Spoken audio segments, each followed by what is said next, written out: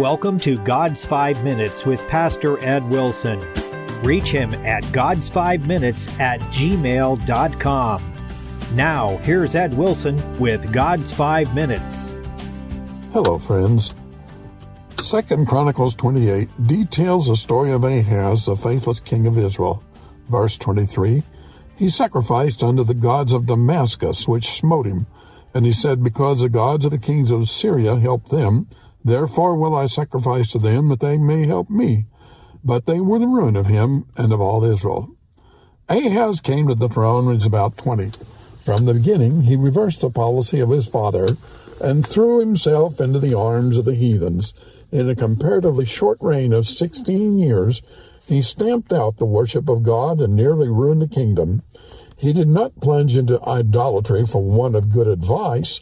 The greatest of the prophets stood beside him. Isaiah addressed to him messages which might have made the most reckless pause, and promises which might have kindled hope and courage in the bosom of despair.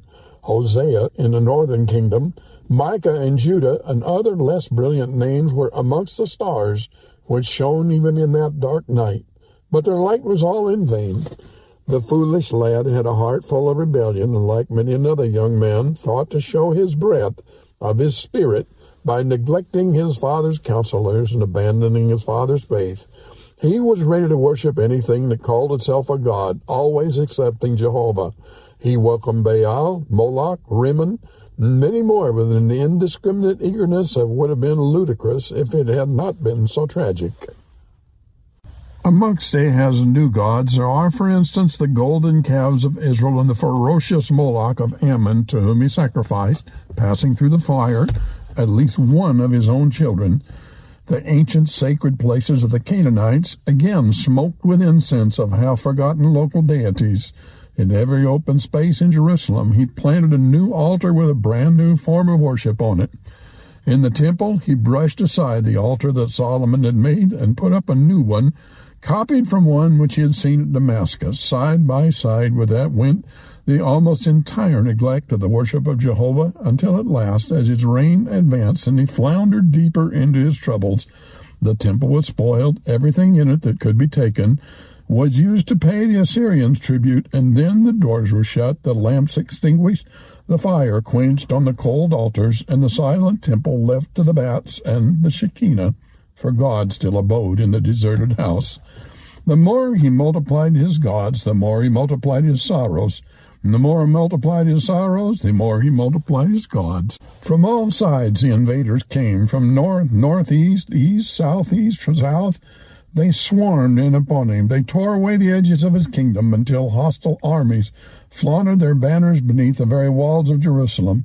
And then, in his despair, he inflicted a deadly wound on himself by calling in the fatal help of Assyria. That warlike power willingly responded, scattered his less formidable foes, and then swallowed the prey which it had dragged from between the teeth of the other enemies.